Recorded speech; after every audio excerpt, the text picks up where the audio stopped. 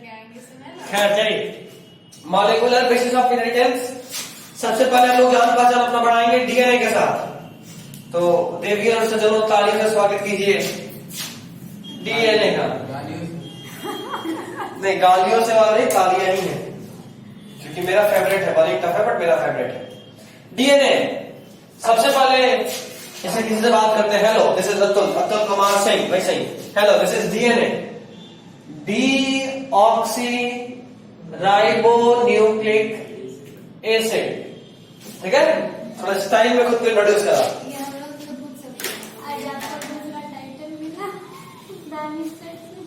Danish sir से अग्निहोत्री से क्या हो गया?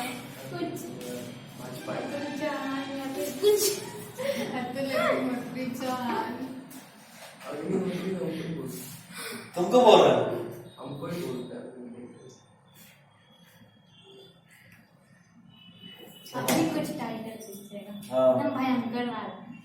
मेरे से भी पूछिएगा। दानिश मुखोपाध्याय।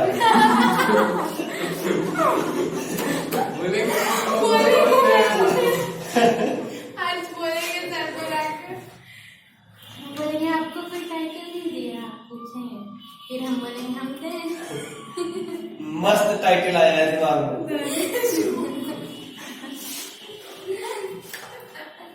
यूनिक। तुम्हारे नाम में वजन होना चाहिए, इतना भारी है कि सामने मेरे नाम में ज्यादा भारी पड़े। दानिश मुखोपाध्याय। उपाध्याय मुखोपाध्याय। खैर चलो ठीक है।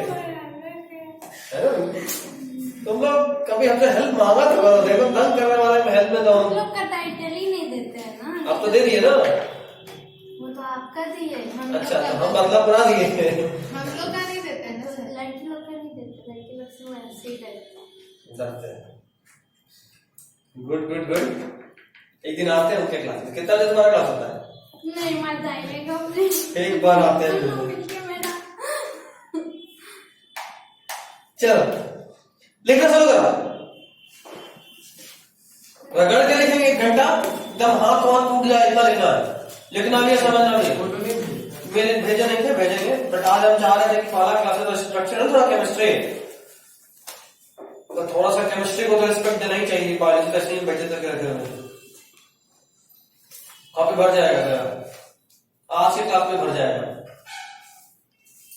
अरे आज कितना लिखाएगा? मेरे पास है 1 घंटा 5 मिनट। 5 मिनट एक्स्ट्रा ले लेंगे, 1 घंटा 10 मिनट, 10 मिनट ले लेंगे, 1 घंटा 15 मिनट। 2:30 बजे छोड़िए ना।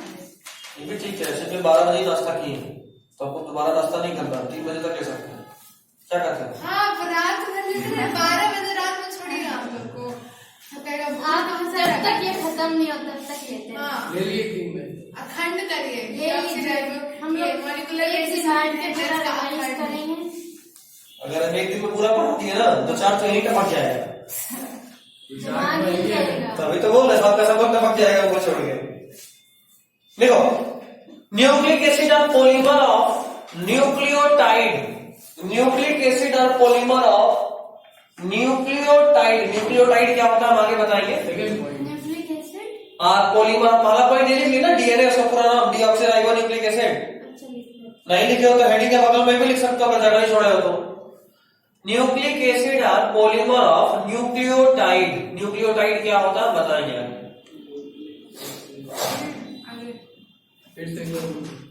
क्या न्यूक्लिक एसिड और पॉलीमर ऑफ न्यूक्लियोटाइड, बोर्ड पे स्पेलिंग लिखा हुआ है। हो गया। Next point, it is largest biomolecule and most interesting biomolecule, क्योंकि हमको मजा आता है। हाँ, इट इज लार्जेस्ट बायोमॉलिक्यूल, ये सबसे बड़ा बायोमॉलिक्यूल है। It is largest biomolecule. Biomolecule देखो ऋचा, एंड इंटरेस्टिंग बायोमॉलिक्यूल या मोस्ट इंटरेस्टिंग करो और अच्छा लगेगा। Largest biomolecule and most interesting biomolecule. हो गया।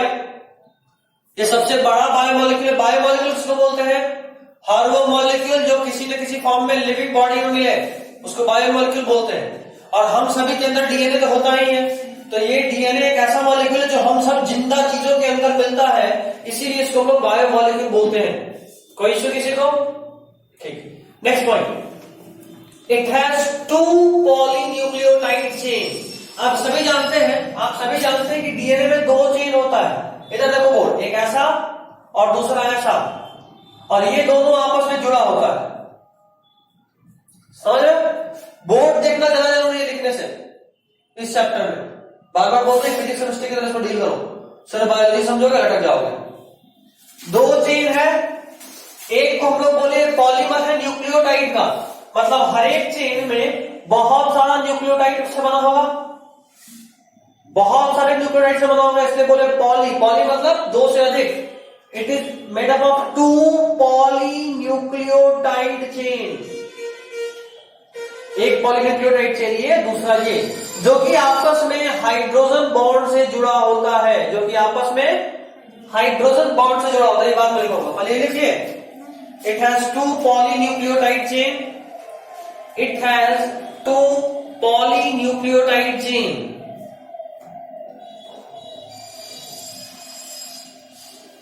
अब इसका लेंथ के बारे में आते हैं, थोड़ा सा कैलकुलेट करते हैं। अगला पॉइंट लिखिए, ह्यूमन जीनोम है। हाँ, ह्यूमन जीनोम बोले तो हम अपने डीएनए का बात कर रहे हैं। याद करो, बताए थे कि हमारा डीएनए ही आपस में एक दूसरे पे लपटा लपटा कर क्रोमोसोम बनाता है। तो अगर हम पूरे क्रोमोसोम के डीएनए को खोल दें, सिंपल में समझो कि आपके पास एक धागा है जिसको आप लपेट लपेट कर लटाई में लपेटे, उसी तरह आपके पास डीएनए जिसको लपेट लपेट के आप क्रोमोसोम बनाए। अब आप क्या करो, लटाई के धागा को खोल दिए उस धागा का लेंथ देखने के लिए।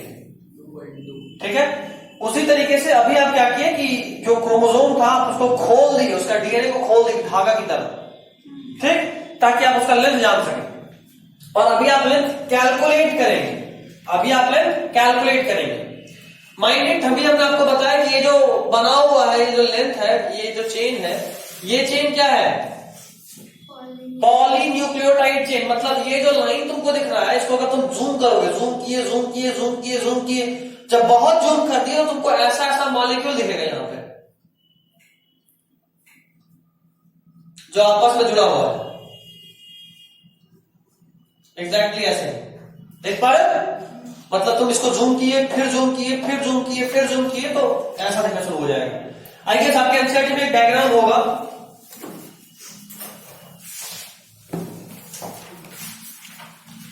पेज नंबर 96, मतलब second page of the book. देख पा रहे हैं नीचे में डायग्राम?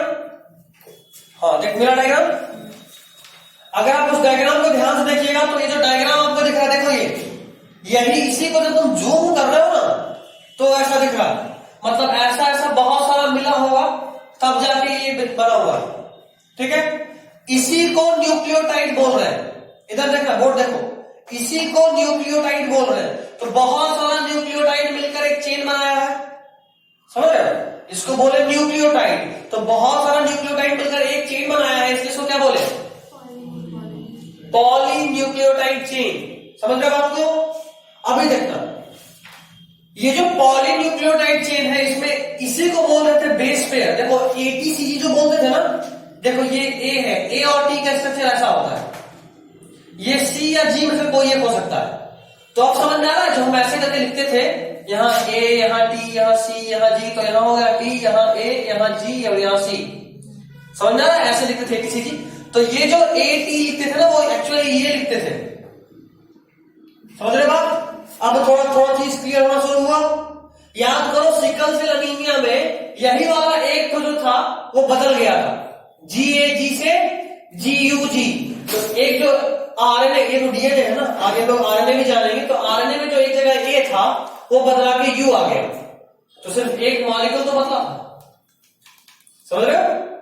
अब चीज थोड़ा और क्लियर होना शुरू हुआ।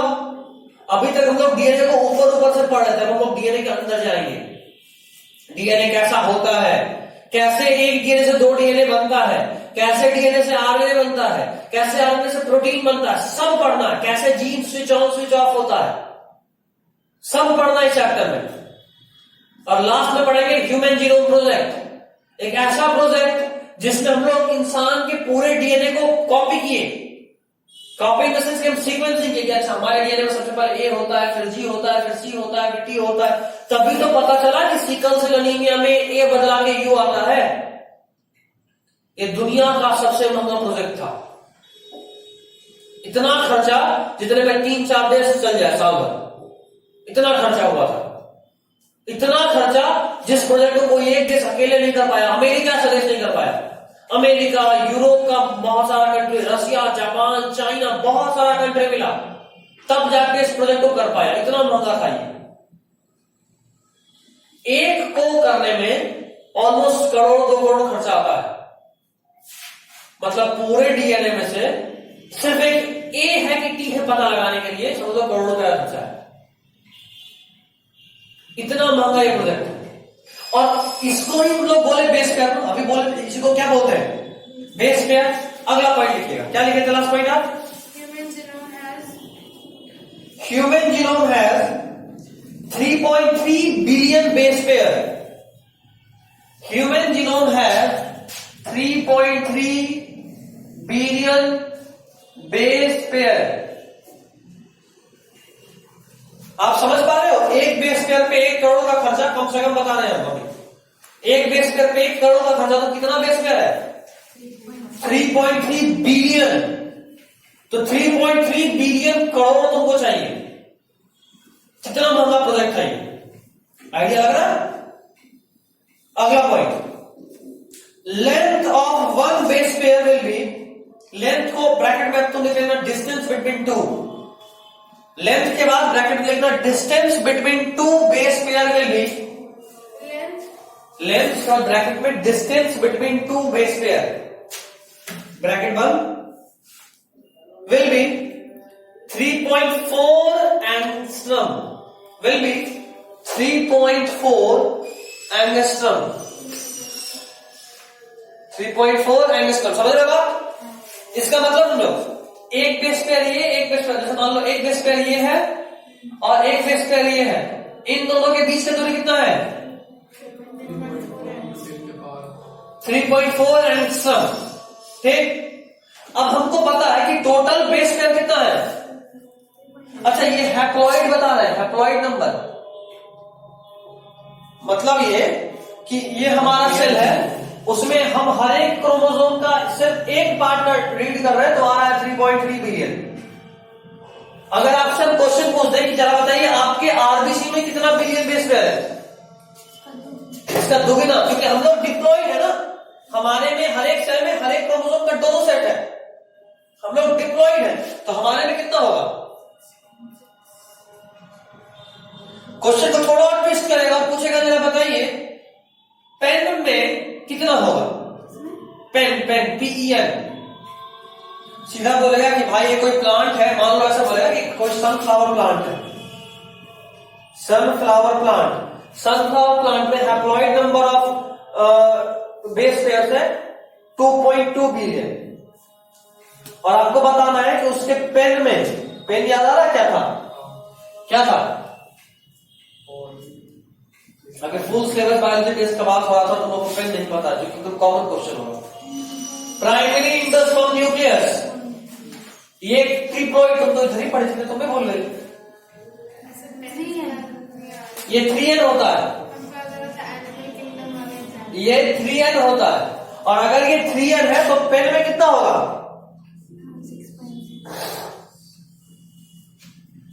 3.3 ना होता है ऐसे। ह्यूमन में होता है ना, हर स्पीशीज का सेम थोड़ा ना होगा। सनफ्लावर में 2.2 बिलियन हम बोले, तो उसके पेन में कितना, उसके एग में कितना, उसके पॉलन में कितना, पॉलन में कितना होगा? 2.2। उसके लीफ सेल में कितना? 4.4। 12 होता है। समझ रहे बात? तुमको नहीं समझ में आ रहा हो, समझ तो पढ़ी नहीं।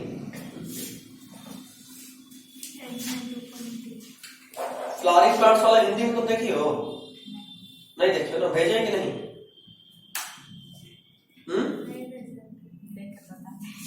अच्छा चलिए घर पे देख के बताना, अब छठ के बाद ही भेजेंगे, अभी क्लास डाउनलोड करके। इवोल्यूशन तुमको भेज देंगे, तुमको छुट्टी में इकोलॉजी खत्म कर लेना है, समझे ना? 5 दिन 6 दिन का जो भी छुट्टी होगा इकोलॉजी खत्म कर लेना है, जो भी 12 चैप्टर 13 लेक्चर है, एक दिन में 2 लेक्चर क्योंकि सारा क्लास बंद होगा। सोच लो खत्म कर ही लेना है तो 4 चैप्टर खत्म हो जाएगा उससे, चाहे जो हो जाए। छठ घर में तो हो नहीं रहा है तो फिर फ्री ही हो। क्या कर लेंगे? हाँ एकदम जरूरी है क्योंकि वो 4 चैप्टर निकल जाएगा ना तुम्हारा सिलेबस का एक अच्छा खासा पार्ट खत्म हो जाएगा। ठीक है यहां तक? ठीक है ना? तो आपसे क्वेश्चन ये है कि भाई 3 पॉइंट स्ट्रक्चर होता है क्या ए का स्ट्रक्चर होता है। हाँ ए और टी कैसा हो, हम सबका स्पेशल स्ट्रक्चर एक्चुअल बना के भी दिखाएंगे। 5 मिनट रुक जाओ, एक्चुअल स्ट्रक्चर बना के दिखाएंगे। बोलना कि पूरा केमिस्ट्री पढ़ा देंगे ई बॉन्ड से मिला होगा अभी हम सारा बॉन्ड वॉन्ड समझा के बताएंगे, मतलब तेरे को नहीं पढ़ना लेकिन हम बताएंगे क्योंकि केमिस्ट्री में भी है और केमिस्ट्री में सब नहीं बताने वाले थे, हमको पता है। पढ़े ही नहीं, पढ़ने के बाद फिर बात वो बताएंगे ही नहीं बायोमोलिक्यूल तेरे को पढ़ना हो कि नहीं है। ये पढ़ने के बाद ये पढ़ने के बाद बस सुन लेना, वीडियो भेजे पूरा डिटेल वाला, डिटेल उसको पूरा पता है। बॉन्डिंग बॉन्डिंग एक लेक्चर ग्लूकोज का बताए हैं, ग्लूकोज का पता है, डीएनए का बात कर रहे हैं तो हम पढ़े ही है ना पूरा, हम शुरू भी नहीं किए वो तो पढ़ ले पूरा। एक ही लेक्चर होता है। 3 घंटे का। क्या बात है, 1 दिन में 3 घंटा में चैप्टर खत्म। हाँ एक ही लेक्चर, लेकिन वो सब नहीं बताया एंजाइम पूरे पॉलीमर में है, वो पॉलीमर में पढ़ाएंगे। तुम लोग 11 में पढ़ चुके हो इंजन, हम पढ़ा चुके हैं लॉकेट की हाइपोथेसिस रिलेटेड है ले। उसका बारे में 3 मॉलिक्यूल्स आ रहा है। अच्छा कोई नहीं, चलो ये समझ गए। अभी देखो ऐसा ऐसा 3.3 बिलियन है तेरे पास और 2 के बीच का दूरी 3.4 एंगस्ट्रॉम दिया हुआ है, तो तुम इस नंबर को इससे मल्टीप्लाई करोगे तो इसका लेंथ नहीं मिल जाएगा। हम ये कहना चाह रहे हैं कि तुमको पता है कि इन दोनों के बीच का दूरी 2 है और ऐसा ऐसा 4 मॉलिक्यूल है, 1 2 3 और 4। तो तुमसे हम पूछे जरा टोटल का दूरी बताओ, तुम क्या बोलोगे? 2 2 4 2 6 है ना? तो तुम जो भी नंबर है, अच्छा एक और ले लो, क्या कर रहे हैं, ये कम करके माइनस कर दूंगा, ठीक है। जो मेरा जो भी नंबर है उसको अगर हम 2 से मल्टीप्लाई करेंगे तो हमको टोटल लेंथ मिल जाएगा, एक कम करके, क्योंकि 4 मॉलिक्यूल है, 4 मॉलिक्यूल के बीच में कितना बॉन्ड बना?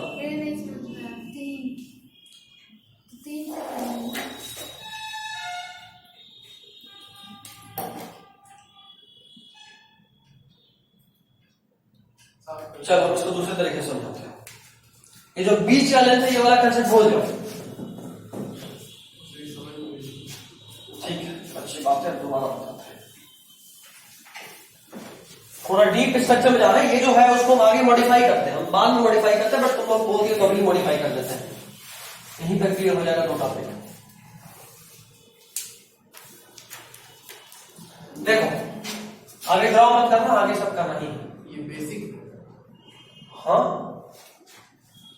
क्यों? ज्यादा ही बेसिक हाँ कुछ ज्यादा ही बेसिक है, हमको नींद आ रही थोड़ी देर में कुछ क्वेश्चन पूछते हैं, नींद टूट जाएगा। 9 बजे उठे थे, हमको 5 बजे उठाया गया, 1 बजे सोने के बाद। हम 5:30 में उठे थे, 6 बजे से। हम तो उसी वक्त सोते हैं।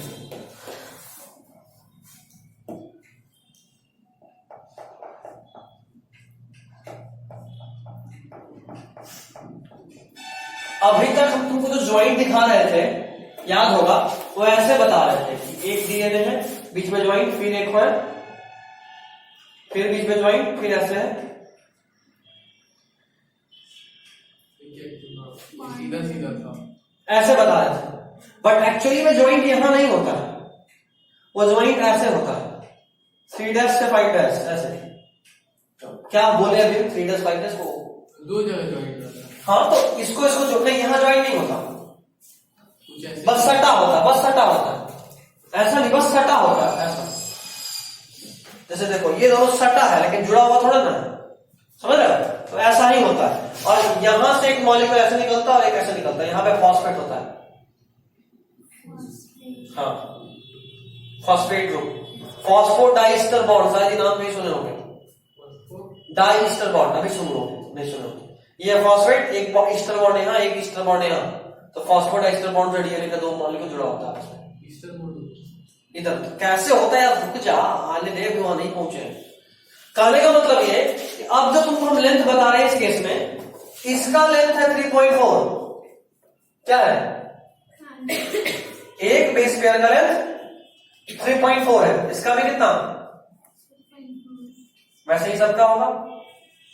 ये सब लेंथ हम एंगस्ट्रम में बता रहे हैं।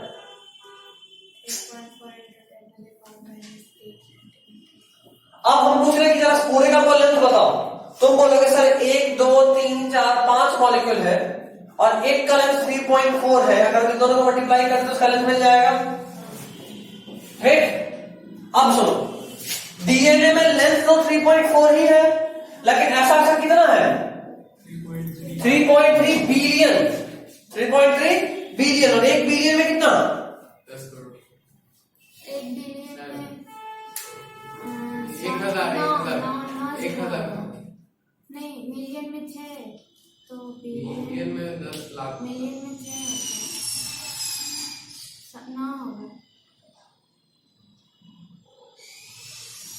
ये है 1 बिलियन। 10 के पावर माइनस 1 2 3 1 1000 और फिर मिलियन, नहीं और होगा ना, एक और 0 10 का पावर माइनस 10 का पावर 1000 मिलियन।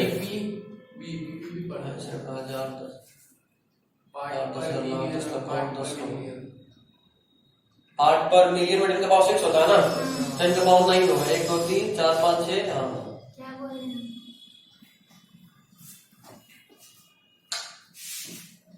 अभी ठीक है।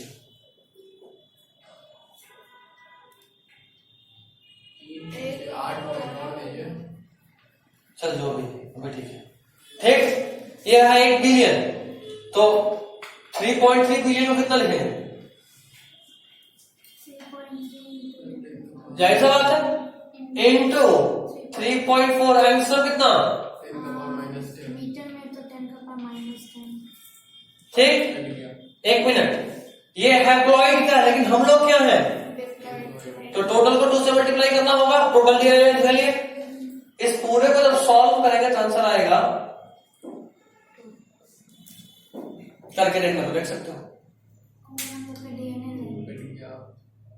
ये तो 0 0 से चल गया, बस इसी को सॉल्व करना, 2.2 आएगा। लिख लो, बिल्कुल लिखना। 2.2 पता है, सॉल्व करोगे। करो, हाँ बना लो। कौन सा, ये वाला? अरे देखो सही लिखे, उनको आगे हम बनवाएंगे।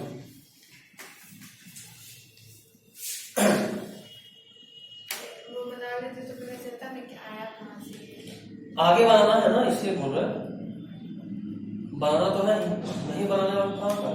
आगे बनाएंगे।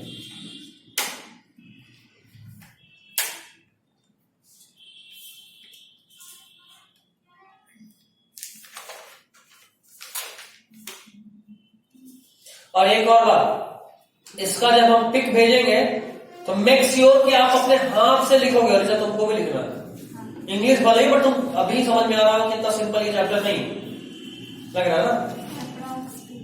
हाँ, अप्रॉक्सी तो और क्या कर ली कैलकुलेट, बाहर लड़की हमको लगा था नहीं करेगी, कर ली। क्या लिखना है? ह्यूमन कैलकुलेटर है। मैथ्स मेरा इतना गंदा है। वो देवी तो नहीं है, हाँ, देखिए। भैया वाला नाम क्या रख रही उसका? इतने बड़े हो गए हैं, तुम पसंद करोगे नहीं ना। किसका? नाम तो नहीं।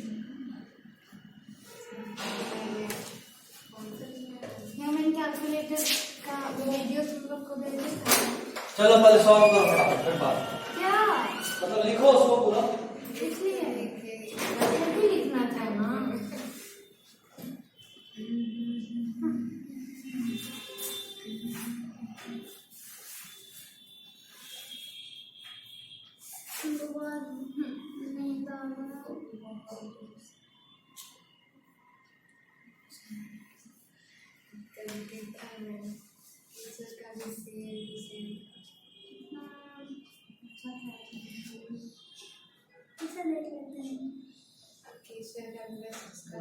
पिंक से नाम लिखा हुआ था, टी-शर्ट मेरा। कैसा कपड़ा पहनी है? ये ऐसे वाली अच्छी लगती है, ये वेस्टर्न में ठीक लगती है। मैरून में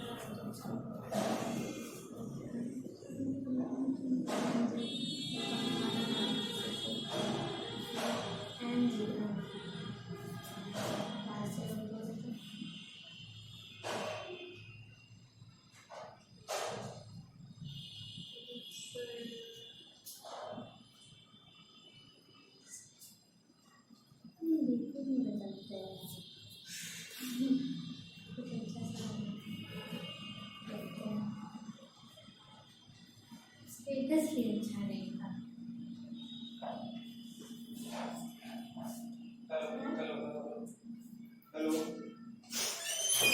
चलो हो गया। यही तो खाना लिखना था। कौन? हाँ बस ये। लिख लेंगे। चलिए तो आगे बढ़ते हैं। एक पॉइंट जब हम बोले थे कि ये हैप्लॉइड नंबर है वो लिखे थे कि साइड बाइड में लिखिए तो ठीक है, नहीं तो एक लाइन और लिख सकते हो। Genome is the haploid number of chromosome. मतलब 3.3 हैप्लॉइड है। हाँ लिख लो। किसी भी चीज का अगर आपको जीनोम बताया जाएगा, इसका सिंपल मतलब है कि आपको उसका हैप्लॉइड नंबर बताया जा रहा है ना, आपको उसका हैप्लॉइड। तो वो लाइन फिर से बोलिए ना। जीनोम लिखिए, genome is the haploid number of chromosome. Genome is the haploid number of chromosome.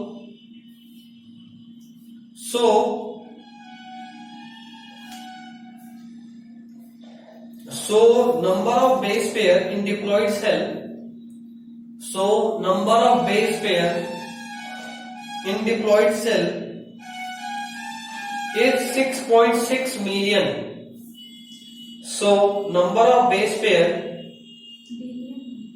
So number of base pair in diploid cell is 6.6 billion. 3.3 billion था हैप्लॉइड में, तो डिप्लॉइड में कितना हो जाएगा? 6.6 बिलियन। ठीक है।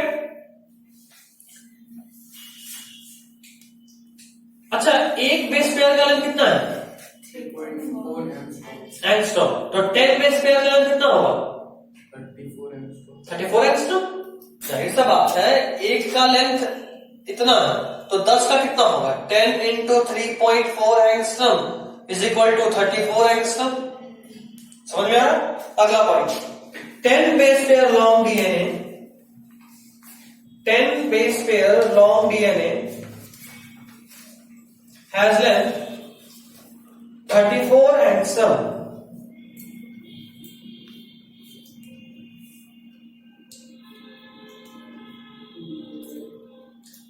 Base pair long DNA has length 34 angstrom. हो गया। इसको पॉज करो, कुछ ड्रॉ करेंगे, उसके बाद वापस आगे पॉज करना। देखो चलो, अभी तक हम लोग जो बात करते हैं न्यूक्लियोटाइड का, वो न्यूक्लियोटाइड खुद ही न्यूक्लियोसाइड और S3PO3 के मिलने से बनता है। अभी तक हम लोग जो बात की थी न्यूक्लियोटाइड का, जो हम लोग बोले थे ना कि भाई ये वाला स्ट्रक्चर ऐसा ऐसा वाला, जिसका नाम हम लोग रखे थे न्यूक्लियोटाइड, ये खुद ही न्यूक्लियोसाइड और S3PO3 के मिलने से बनता है। याद करो, हम जो बता रहे थे कि यहां से ऐसे करके जुड़ेगा और यहाँ पे PO3 होगा, याद आ रहा है? फॉस्फेट बॉन्ड, फॉस्फोडाइस्टर, वो यही बनाता है। एक ईस्टर बॉन्ड यहाँ, एक ईस्टर बॉन्ड यहाँ और बीच में PO। ठीक है, तो फॉस्फोडाइस्टर बॉन्ड ये बनाया। अब इसका बनना या इसका बनना, ये दोनों चीज जो होता है इसको बोलते हैं न्यूक्लियोसाइड। क्या बोलते हैं? न्यूक्लियोटाइड बोलने का मतलब ये भी आ गया, पूरा पूरा पूरा पूरा पूरा न्यूक्लियोटाइड। ठीक है, एक का बात कर रहे हैं न्यूक्लियोसाइड, मतलब हम सिर्फ इसका बात कर रहे हैं या हम इसका बात कर रहे हैं, और इसके साथ साथ शुगर भी लगा हुआ है। हवा में सिर्फ इसका नहीं, सिर्फ इसको तो बोलते हैं नाइट्रोजन बेस।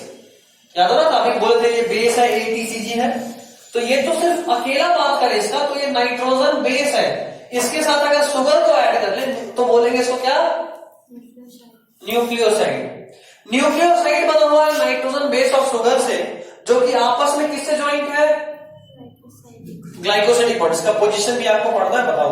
ठीक है, अब ये नाइट्रोजन न्यूक्लियोटाइड जो है वो 3 चीज से मिलकर बना हुआ है, जैसा कि आप देख पा रहे हो, नाइट्रोजन बेस, शुगर और S3PO3। बेस को हम लोग यहां पढ़ लिए थे, शुगर उसके बाद पढ़ेंगे, और ये तो बस इतना सा है ही। इसको तो सिर्फ ये जॉइंटिंग का ये देखना है कि जॉइंट होता कैसे, कहां से कहां के बीच में, ठीक है। तो नाइट्रोजन बेस दो तरह का, प्यूरिन और पाइरिमिडीन। कौन कौन?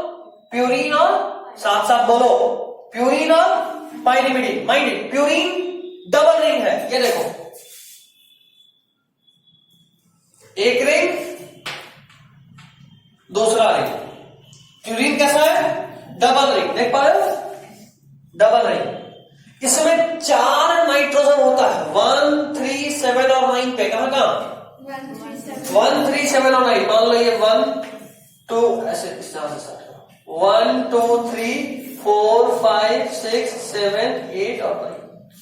1 पे होगा, 3 पे होगा, 7 पे होगा और 9 पे होगा नाइट्रोजन। मतलब ये जो तुमको ऐसा स्ट्रक्चर दिख रहा है, तुमको समझ में आ रहा होगा सब जगह कार्बन है, बट नहीं, यहां नाइट्रोजन है, यहां नाइट्रोजन है, यहां नाइट्रोजन है और यहां नाइट्रोजन है। गिनती हुई गिनती का आपको लगा, बस समझा रहे हैं, स्ट्रक्चर एग्जैक्ट करके ड्रॉ नहीं की। एक्चुअल स्ट्रक्चर तुमको जानना बेटर है, सिर्फ नाइट्रोजन पोजीशन याद रखना है, दोनों ही केस में। नाइट्रोजन कहां होता है?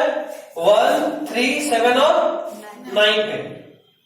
गिनती कहां से करेंगे इसके लिए? तो ऑर्गेनिक का रूल लगेगा, फिर लोएस्ट नंबर रूल है ना। पूरा बनाइएगा तब ना स्ट्रक्चर का नाम बताइए। एग्जैक्ट पूरा स्ट्रक्चर भी आपको नहीं आना है, बार बार बोल रहे हैं।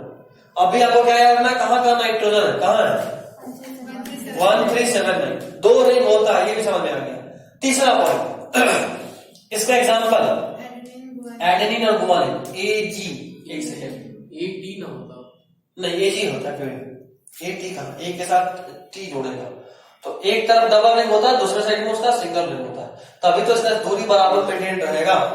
नहीं तो अगर दोनों डबल रिंग वाला हो जाएगा तो एक तरफ चौड़ा होगा, एक तरफ पतला होगा, एक तरफ चौड़ा होगा, एक तरफ पतला हो जाएगा। तो बेस हाँ, ए को टी से जोड़े, सी को जी से जोड़े, तो एक डबल रिंग वाला जोड़ा एक सिंगल रिंग से, एक सिंगल रिंग जोड़ा एक डबल रिंग से। हाँ, ठीक है। तो इसमें ये एग्जांपल क्या है, एडेनिन और गुआनिन। या तो हम बोले भी थे कि ऐसा वाला या तो ए हो सकता है या तो जी हो सकता है, क्या अंतर हमें वो जानेंगे। तो एजी कौन है? Purine, AG is purine. अब आते हैं पाइरिमिडीन के बारे में। पाइरिमिडीन सिंगल रिंग है, ये देखो, इसमें 2 जगह नाइट्रोजन होता है, 1 और 3rd पोजीशन पे। कहीं से स्टार्ट कर लो, पहला और 3rd, ठीक। एग्जाम्पल इज साइटोसिन, थायमिन और uracil. Example is cytosine, thymine और यूरासिल। यू वही था, यूरासिल। हाँ, यूरासिल। हाँ बिल्कुल। यहां पे याद रखना, साइटोसिन ओनली ये लिखना है, only nitrogen base common to, या ओनली नाइट्रोजन बेस मत लिखो, ओनली पाइरिमिडीन लिखो, only pyrimidine common to both DNA and RNA. ये एकमात्र ऐसा नाइट्रोजन बेस है जो डीएनए में भी होता है और आरएनए में भी होता है। Sorry, pyrimidine. थायमीन जो है वो कहां मिलेगा? डीएनए में। और यूरासिल कहां मिलेगा? आरएनए में। तो only pyrimidine which is common to both DNA and RNA is cytosine. हाँ, एडेनिन और गुआनिन दोनों में मिलता है। यहां तक समझने में दिक्कत है? पक्का ना? चलो इसको जरा सा फिर से पॉज करो, वापस से ड्रॉ करें और काम आगे चालू करें। चलो, तो हम लोग शुगर के बारे में बात करते हैं। 2 तरह का शुगर भी होता है, राइबोज और डीऑक्सीराइबोज। ये आपका नॉर्मल शुगर का डायग्राम है, नॉर्मल शुगर मॉलिक्यूल। अगर शुगर मॉलिक्यूल के सेकंड पोजीशन में देखो, पहला कार्बन, दूसरा कार्बन, तीसरा, चौथा और ऊपर में 5वां, 5 कार्बन है। इस 5 कार्बन वाले राइबोज में, अच्छा आपसे पूछ सकता है, बायोलॉजी में मैंने आपको बताया भी, example of pentose sugar ribose, example of hexose sugar कोई बताएगा? वाओ, ग्लूकोज, फ्रुक्टोज, लैक्टोज, ये सब हेक्सोज है। तो पेंटोज है, ये पेंटोज 5 कार्बन का शुगर। इसमें दूसरे कार्बन पे OH ग्रुप फ्री है।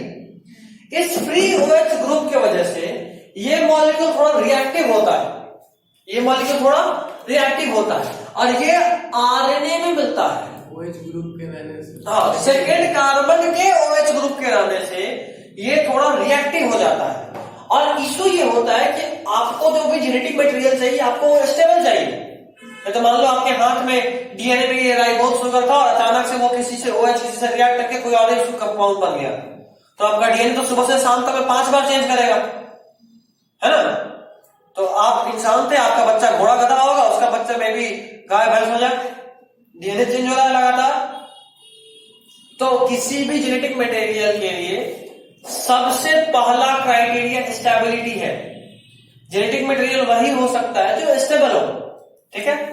तो राइबोज एक हद तक तो ठीक ठाक था, लेकिन इसमें स्टेबिलिटी का थोड़ा कमी था, तो इसीलिए आरएनए माइंडेड पहला जेनेटिक मटेरियल तो था, लेकिन चूंकि उसमें कमी था वो खुद को और इवॉल्व करा और ribose converted into deoxyribose. The name itself suggest, नाम अपने आप में बता रहा है, डीऑक्सी राइबोज। राइबोज में से एक ऑक्सीजन हटा देना है, राइबोज में से एक ऑक्सीजन को हटा देना है, तो क्या बना, डीऑक्सी।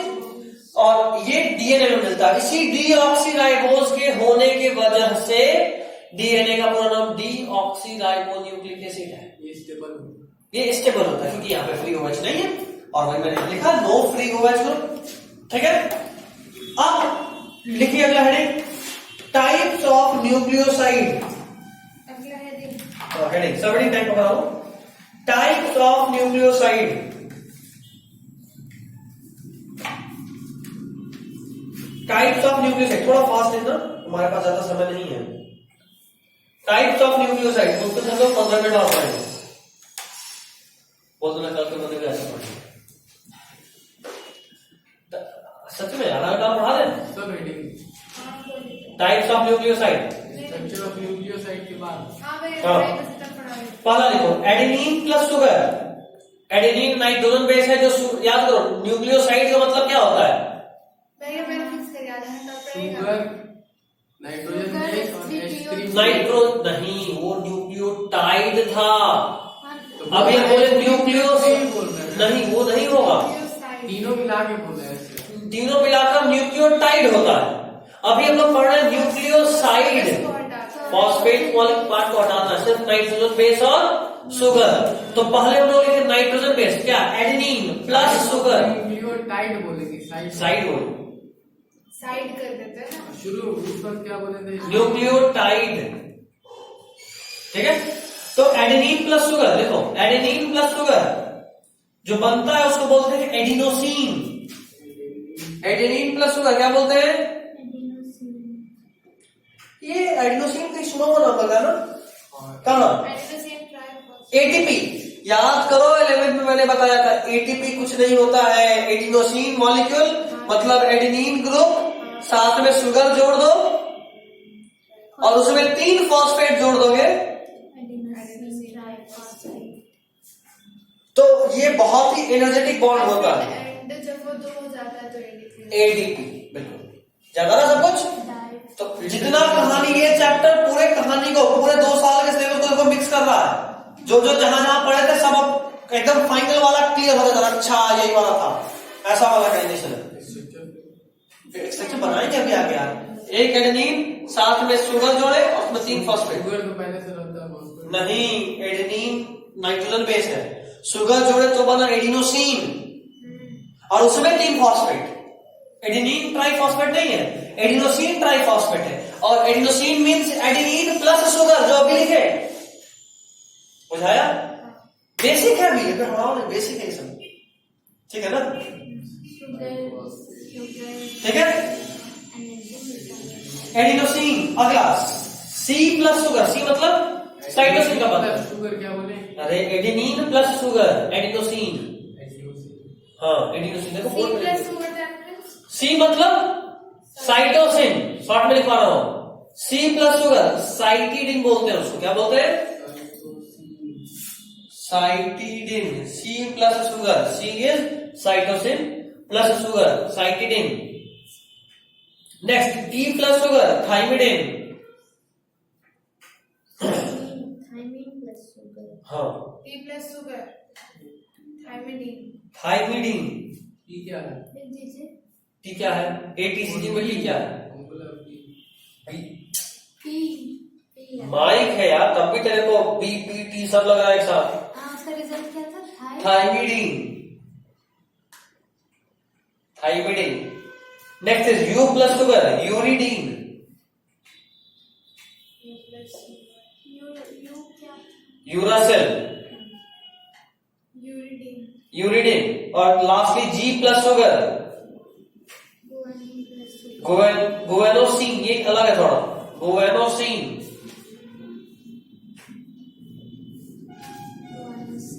गुवेनोसिन, ठीक है।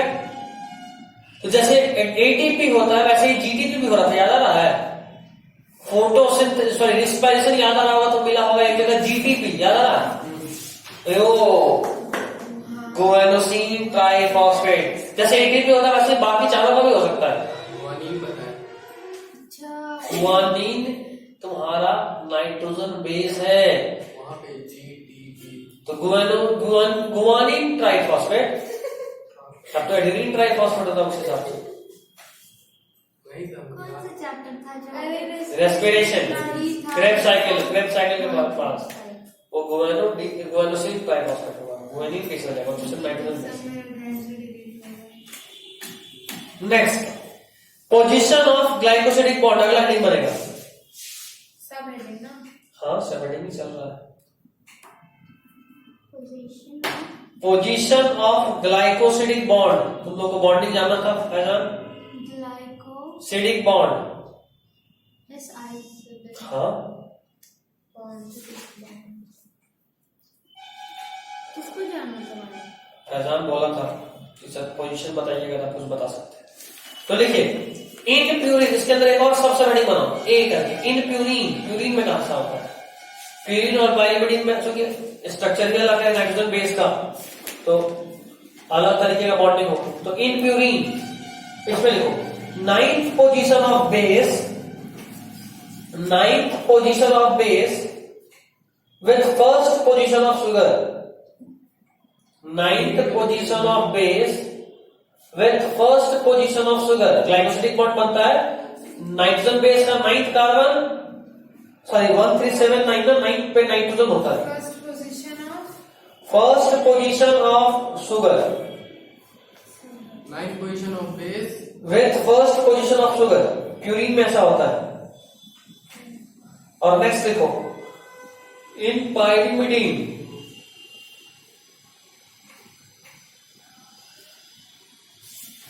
First position of base with 1st position of sugar.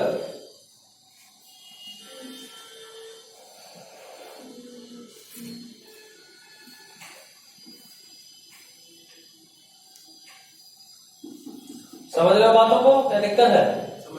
समझ गया? एक बाहर से जुड़ा था और एक वहां direct first position. First position of base with 1st position of sugar. हो गया? इसको ड्रॉ करके भी दिखा दो कि ठीक है? पॉज करो। चलो तो फाइनली देख लो एक बार प्यूरिन का स्ट्रक्चर। तो ये प्यूरिन है, 1st, 3rd, 7th और 9th पोजीशन पे नाइट्रोजन लगा हुआ है। ये एग्जैक्ट नॉमेनक्लेचर है, 1 2 3 4 5 6 होगा। पहले ये पूरा घूमता है, मतलब हमें लगता है कि 1 2 3 4 के बाद फिर इधर घूम जाता है, बट नहीं, एक्चुअली में पहले एक रिंग कंप्लीट होता है फिर दूसरा रिंग कंप्लीट होता है। समझ रहे बात? तो 1 3 7 और 9 पे नाइट्रोजन है। अब आप नाइट्रोजन को 3 वैलेंसी हो जाएगा ना भाई, तो नाइट्रोजन के लिए डबल बॉन्ड भी आएगा, तो आप उस हिसाब से डबल बॉन्ड सेट कर लीजिएगा। अभी देखो 1 3 7 9 इधर हो गया। अब ये राइबोज था, ऊपर एक हाइड्रोजन और OH था, यहाँ पे आ रहा है। तो OH और यहाँ का H मिलकर वाटर बन के निकल गया। बायोमॉलिक्यूल्स में पढ़ाया था ग्लाइकोसिडिक बॉन्ड। ग्लाइकोसिडिक बॉन्ड कैसे बनता है? यहाँ का हाइड्रोजन और यहाँ का H और OH जो था ना, वो ऐसे आ गया। OH जो था मान लो यहाँ आ गया OH, और फिर ये दोनों H और OH मिलकर वाटर बना और निकल गया, माइनस इसलिए निकल गया, तो बचा क्या? ये दोनों जुड़ गया आपस में, तो ये डायरेक्ट बॉन्ड बन गया। ठीक है, अब समझना, यहां पे ये सेकंड पोजीशन है ना, और चूंकि ये डीएनए बता रहे हैं इसलिए दोनों H और H है। ये 3rd पोजीशन OH और ये भी होता ही है कि धीरे धीरे सब यूज हो जाएगा। अगर ये वाला जो OH होता है ना, ये फ्री हो जाता है RNA से, ये भी बाद में यूज हो जाएगा आगे के बॉन्डिंग में, ठीक है। तो सिर्फ यही बच जाता है, और चूंकि सिर्फ यही बचता है इसलिए यही रिएक्टिव OH बचता है, बाकी सब तो यूज हो गया बॉन्डिंग में, ये बच गया तो चांस था कि किसी और से रिएक्ट कर जाए, इसीलिए RNA रिएक्टिव होता है। और DNA में तो OH होता ही नहीं है, तो ये यूज ही हो गया, यहाँ वाला यूज ही हो गया, और यहाँ है ही नहीं, इसीलिए ये स्टेबल होता है, ठीक है। कौन सा बात? ये अंदर में होता है, तो इसलिए इससे फर्क नहीं पड़ता, जो बाहर में रहेगा वो ना रिएक्ट कर सकता है। इसके आगे वाली चेन से बंद किया हो जाएगा। DNA ऐसा अगर अंदर में कुछ है फिर तो ठीक है, बाहर में रहेगा तब ना दिक्कत है। तो ये वाला अंदर की तरफ पड़ जाता है, ऐसा होता है। ये जो होता है ये अंदर की तरफ होता है, आगे दिखाऊंगा, आगे छोड़ो अभी, ठीक है। अब 2 लाइन और लिख लो तो पूरा बॉन्डिंग खत्म हो जाएगा, या छोड़ो ना, बस एक लाइन स्टार्ट कर दो, तुमको पता चल जाएगा कहां है। एक लाइन बस लिख लो, द न्यूक्लियोसाइड कंबाइंस विद, आगे तुम बस कंटिन्यू करो। The nucleoside, mind it, nucleoside को ही तो हम पढ़ रहे थे ना, अभी न्यूक्लियोसाइड ही पढ़ रहे हैं ना हम लोग। हाँ, तो the nucleoside combines with H3PO3 to form nucleotide. The nucleoside combines with H3PO3 to form nucleotide. Nucleoside combines with H3PO3 to form nucleotide. हाँ बोलो।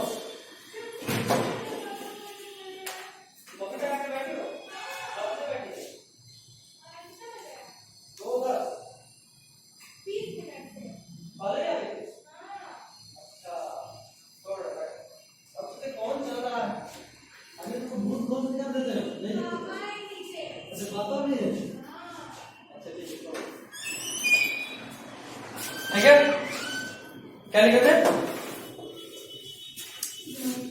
न्यूक्लियोसाइड का मंच क्या? अभी हम नहीं बोल रहे, हम शाम में फाइनल करते हैं 3 बजे तक, 3 बजे जाएंगे और फाइनल कर देंगे। The nucleoside combines with H3PO3 to form nucleotide with the help of phosphoester bond. With the help of phosphoester bond, ester, ESTER, ऐसे फॉस्फोईस्टर बॉन्ड, ठीक है। देखो बताए भी थे ना, एक मॉलिक्यूल यहां, चलो ATCG करना बताया था कि यहाँ पे PO होता है, P, एक ईस्टर बॉन्ड इधर और एक ईस्टर बॉन्ड इधर, इसीलिए एज अ होल इसको क्या बोलते हैं? फॉस्फोडाइईस्टर बॉन्ड। लेकिन सिर्फ एक का बात करते हैं तो एक ही ईस्टर बॉन्ड है ना, इसीलिए क्या लिखे कर दो? फॉस्फोईस्टर बॉन्ड। बाद में देखेंगे कि इसके ऊपर में भी एक और ईस्टर बॉन्ड बनेगा, इसलिए एज अ होल क्या बोल देंगे? फॉस्फोडाइईस्टर बॉन्ड, ठीक है। चलिए, आई गेस कि आपको समझ में आया होगा, और बहुत अच्छे से समझ में आया होगा। ये पहला क्लास था मॉलिक्यूलर का, डर को भगाना है और आराम से खेलना है इसके साथ। चलिए, इसे सॉल्व करते हैं।